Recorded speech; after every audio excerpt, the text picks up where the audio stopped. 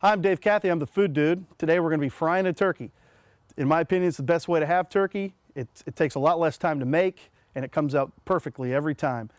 In my opinion, roasted turkey is a little problematic, takes a long time to make, and very often turns out dry. It's a little bit dull. That's just me. That's the way I look at it. So today we're going to do this, and the first thing we got to do in order to fry this turkey is to make sure that we have the right oil level.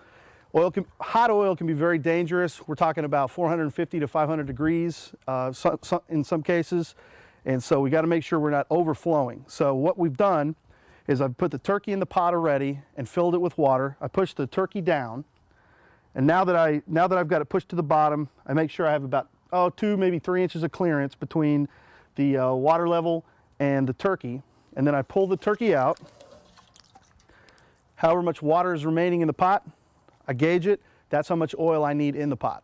All right, time to add the oil. This is peanut oil. I chose peanut oil. It's recommended because it's more sustainable at high heat. It is less apt to pop and burn. What you don't want is your oil to burn. That will turn it bitter and it'll be ruined, and pretty much anything you cook in it will be ruined as well. So peanut oil is always the best choice for deep frying. It's real good for stir frying as well. Okay. All right, we're going. Time to put the oil on and let it warm up. It can take anywhere from 10 to 20 minutes depending on the temperature outside. What we're going to be shooting for here is 350 degrees, and I've got a long stem thermometer to gauge that with. All right, we're going to get our turkey out. It's been brining in this cooler overnight. You want to do that 8 to 16 hours or so, or maybe more. And the brine here is a mixture of salt and brown sugar, about ½ pound each. Got all the giblets out of there because we don't want to deep fry those. That would be very interesting. So now we're going to pat this turkey dry so we can apply our rub. Okay. Well, I see here in the crevice I haven't totally done that well. There we go. All right. Good. All right, throw that out.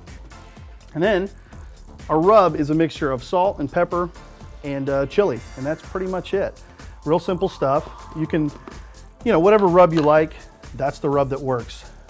There's no rub Nazi here. This is simple stuff. Turkey's gonna be really good fried all by itself, so I don't think we need to get too fancy. Plus, you gotta keep in mind, when you're deep frying a turkey, you're doing it at really high temperatures. So there's certain ingredients like herbs that are just gonna turn into ash the second that they drop in to the fryer.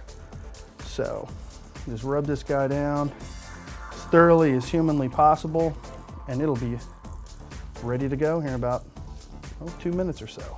Now, we're gonna mount them on this stand. Got the goodies left over here. Well, that's gonna go right through that, isn't it? Yep, there we go. So it'll sit right on there, and we'll drop them in the hot oil. All right, this oil is ready to go. It's at 350 degrees. That's the temperature we're going to be cooking at. So it's time to lower the bird. Okay. Gotta get the whole bird in.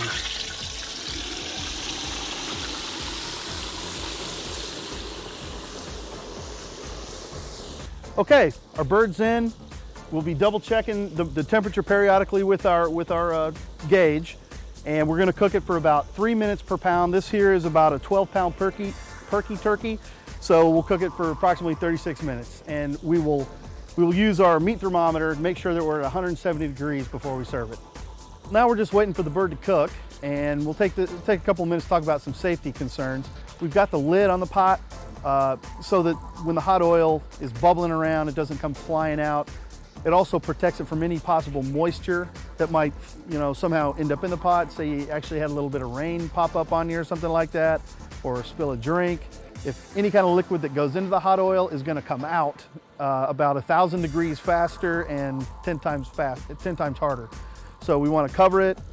We also want a flat paved area to cook on. Don't want this thing rocking. We want good protection from the wind, which we have here with the fence and this tree behind us, and we're in the lower area here. The other thing is we got to stick around. a common mistake is you put it on the pot and you walk off to go do something else. Well, this isn't the kind of operation where you really want to do that with. I mean, you might be safe a lot of the time, but this is the kind of situation where you can't ever be wrong, because you can start a major fire with this kind of thing. You can cost yourself a lot of money and get hurt. So, plan to stick around, pack a lunch, pack a few beverages, whatever it takes, and just enjoy.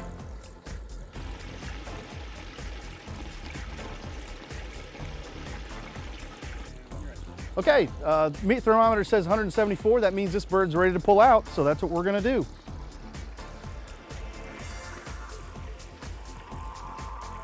Oh yeah. Let that drain for just a couple seconds just to get the excess off if possible, as much as we possibly can without knocking the whole operation over. It is messy and it's hot. Don't lose sight of the fact that you're dealing with hot oil here, even though the cooking of the bird is over. So, use my other thermometer here. And keep in mind too, there's still hot oil within the bird, so you got to be really careful once you're transporting this thing. And you're going to want to let it sit 15 or 20 minutes to cool down. This thing is still cooking, even though it's no longer in the oil, and it's going to continue for a while, especially because it's all sealed in. Want that temperature on the bird to come down as slow as possible. Okay. All right. And then time to turn it off.